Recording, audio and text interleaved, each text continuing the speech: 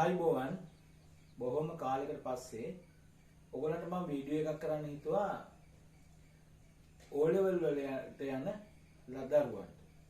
දැන් මේ අවුරුද්දේ O level වලට යන දරුවන්ට.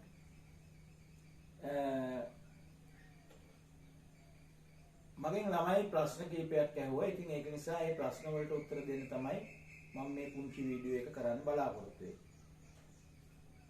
එක ප්‍රශ්නයක් තමයි ළමයි ඇහුවා මේ සැරේ විභාගේ අමාරු වේද කියලා. එහෙම අමාරු වෙනවා ලේසි වෙනවා කියලා එකක් නැහැ.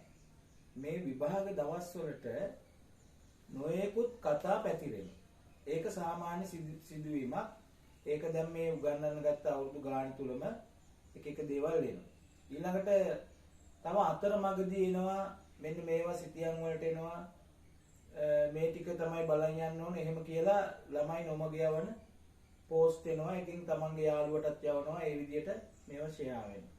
ඉතින් ඒ නිසා මේ වගේ ඒවා හැම අවුරුද්දෙම එනවා. ඉතින් ආපු එකේ සිතියමේ අර 12ක් විතර තියෙන එකෙන් එකක් එන්නත් ඉඩ තියෙනවා. ඉතින් ඒක බලන් ගියයි කියලා වරදක් වෙන්නේ නැහැ. හැබැයි ඒක ගැනම හිතාගෙන යන්න නරකයි. මං කියන්නම් අවසාන මොහොතේ ඕගොල්ලන්ට එන ලකුණු 8ක් 12න් 8ක් ගන්න පුළුවන් විදියක්. ලකුණු 12න් 8ක් ගන්න විදිය. ඒක බොහොම කෙටි වෙලාවක් තුල ගන්න පුළුවන්. කොහොමද ගන්නෙ? මම කරපු ගංගා සිතියම බලා ගන්න ඕන. ගංගා සිතියම. ඒතර ගංගා සිතියමේ තියෙනවා ගංගා 17ක් කියලා දීලා තියෙනවා.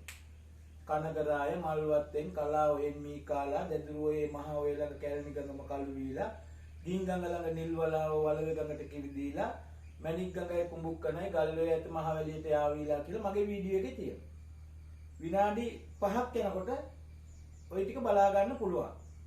ලකුණු දෙකක් එතනින් හම්බ වෙනවා. ඒතර ලකුණු දෙකක් ගංගා සිතියමෙන් හම්බ වෙනවා. ඊළඟට තියෙනවා මම කරපු අභ්‍යාසයක් රටවටේ කියලා. රටවටේ කියලා මම එක නම් කරලා තියෙන්නේ. ඒ අභ්‍යාසය විතරක් බලා ගත්තාම ලකුණු හම්බ වෙනවා 4ක්. ලකුණු 4ක් හම්බ වෙනවා. එතන තියෙනවා 20කට වැඩිය 27ක් විතර ප්‍රමාණයක් තියෙනවා. ඒ ටික බලා ගත්තාම හම්බ වෙනවා. හැබැයි විභාගේ ලං වෙලා බලන නිසා මේක ඉක්මනින් මතක ඉන්නවා. ඒක සාමාන්‍ය සිරිතක් මොකද සිදුවීමක් උවමනාවෙන් බලන ඕන දෙයක් කෙටි කාලයක් තුළ මතක තියාගන්න පුළුවන්. තුන්වෙනි එක තමයි වැව්වමුණු කියන මාතෘකාව.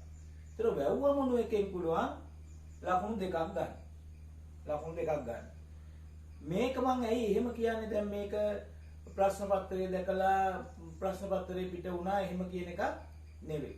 මේක කියන්නේ මගේ අත්දැකීමෙන් ඕක තමයි විභාග ප්‍රශ්න පත්‍ර පහුගිය ඒවා විශ්ලේෂණය කරාම එන උත්තර.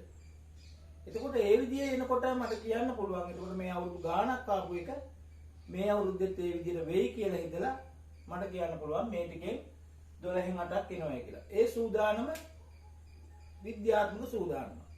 ක්‍රමවේදයක් ඇතුළු සූදානමක්. නැතුව කවුරු හරි කියපු එකකට මහන්සි වෙනව නෙවෙයි. ඉතින් ඒ නිසා 12න් ලකුණු 8ක් ගන්න මේ අභ්‍යාස 3 විතරක් කරත් ඇති. මේ වෙලාව තව ගොඩක් දේවල් කරන්න වෙලාවකුත් නෙවෙයි. ඉතින් ඒ නිසා ඒ අභ්‍යාස කරාම 12න් 8ක් තියෙනවා. ලෝක සිතියම් 5යි තියෙන්නේ අභ්‍යාස ලකුණු 6ක් තියෙනවා. ඒක සාමාන්‍යයෙන් ලකුණු 6න් එකක් වැරදුනොත් මේකෙන් එකක් වැරදුනොත් ලකුණක් නැති වේවි 100ට ගානෙන් ලකුණක් නැත්නම් ලකුණු දෙකක් අඩු වෙනවා. ඊට පස්සේ ඒක 200 නිසා බෙදලා ආවම ලකුණක් බවට පත් වෙනවා. එතකොට දැන් මෙන්න මේක අධ්‍යයනය කරලා ගියහම Tamanට නොතිබිච්ච ලකුණු 4ක් 8ක් කියලා කියන්නේ 12න් 8ක් කියලා කියන්නේ මේක බෙදෙනවානේ. එතකොට ලකුණු 4ක් එනවායි කියලා කියන්නේ දැනට ඕගොල්ලන්ට තිබුණේ ලකුණු 71 නම් මේක 75 වෙනවා.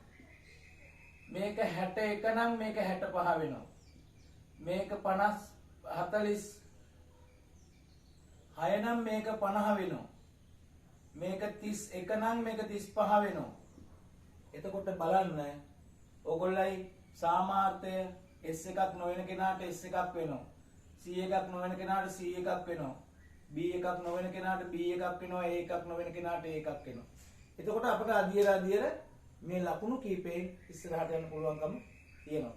ඒත් එක්කම මාත් එක්ක රැඳිලා ඉඳලා මේකෙන් ප්‍රයෝජන ගන්න දරුවන්ට සුබ පතන්නත් මම මේක අවස්ථාවක් කරගන්නවා. 2025 24 නේද 25 වුණාට 24 විභාගයේ බොහොම හොඳින් ඔබට පාස් වෙන්න සම්මාන පිට සම්මාන ගන්න හැකියාව ලැබේවායි කියලා ප්‍රාර්ථනා කරනවා. සියලුම දෙනාට සුබ දවසක් ආයුබෝවන්.